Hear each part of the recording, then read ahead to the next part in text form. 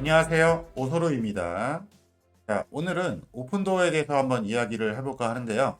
제가 오픈도어를 투자한 이유는 엄청난 성장 잠재력을 가지고 있기 때문입니다.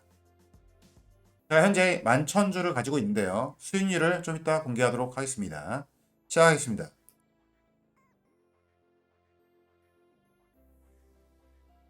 자, 톰리가 CNBC 방송에 나와가지고 뭐라고 얘기했냐면 소형주가 내년에 실제로 선두그룹이 될 수 있다. 인플레이션 하락으로 인해 모기지 금리 하락으로 인해 소비자에 대한 억눌린 수요는 물론이고 일종의 경제정책인 자본 지출에 대한 억눌린 수요가 발생할 수 있다고 덧붙였다. 그는 모멘텀이 소형주를 선호한다고 말했다.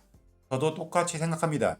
그래서 사실 제가 10억 주식 채널 게시판에도 11월 달에 소형주가 대세가 될 거라고 말씀을 드렸고 P&A를 2,000주 가량 가지고 있습니다.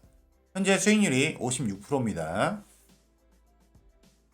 자, 금리 인상으로 가장 큰 타격을 받은 소형주가 24년도에는 주도주가 될 가능성이 높다고 제가 게시글에 올렸습니다.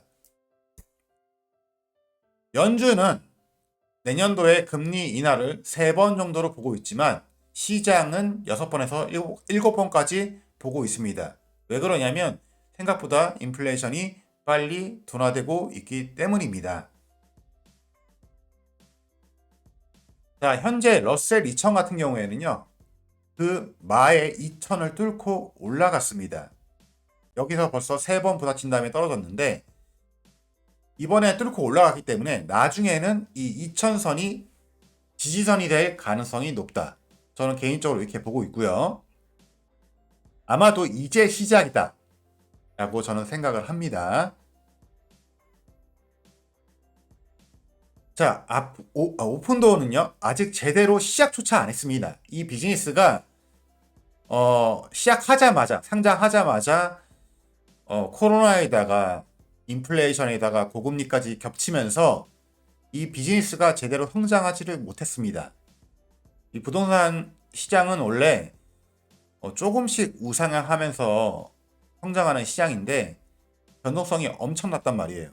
그래서 오픈도어가 조금 힘들었던 과정이 있었습니다. 하지만 비즈니스 모델은 여전히 살아있고 저는 이 비즈니스 모델을 굉장히 좋아합니다. 그렇기 때문에 제가 투자를 하고 있는 것이죠. 자, 오픈도어는요 아직 시작조차 안 했다고 보시면 됩니다.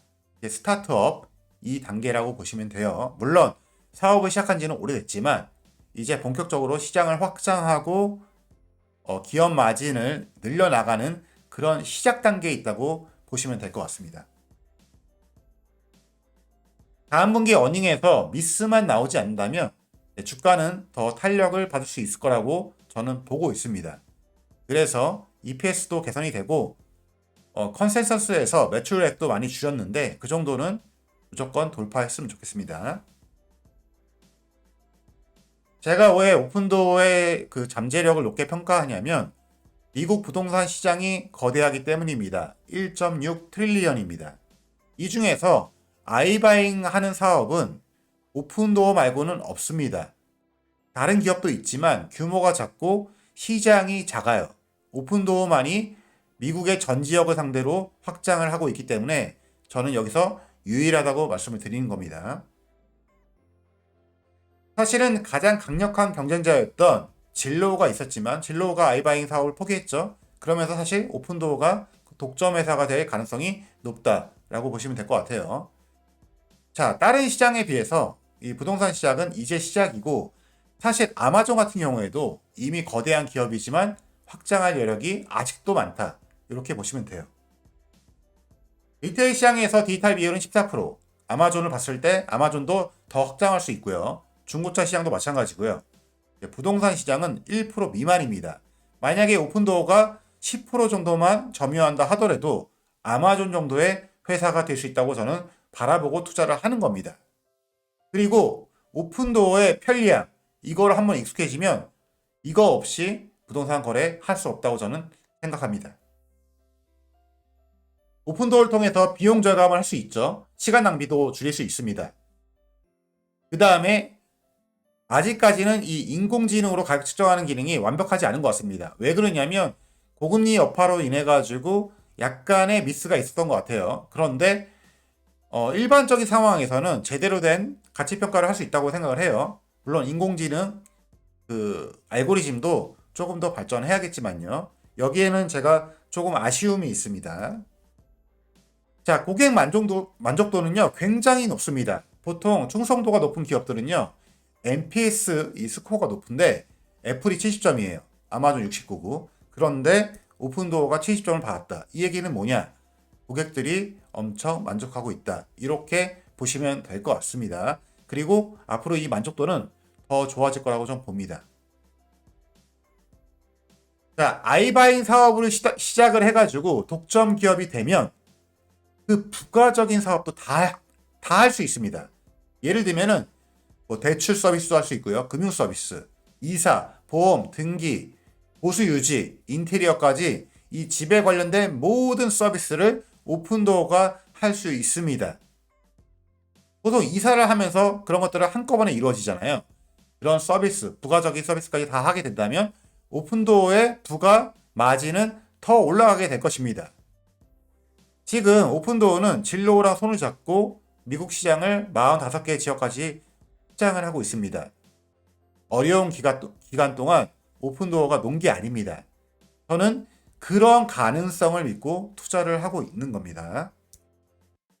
자, 현재 오픈도어는 8월까지 많이 올랐다가 금리 인상 또 한다는 얘기에 폭락을 했다가 다시 인하의 어떤 호재를 타고 반등에 성공을 했습니다.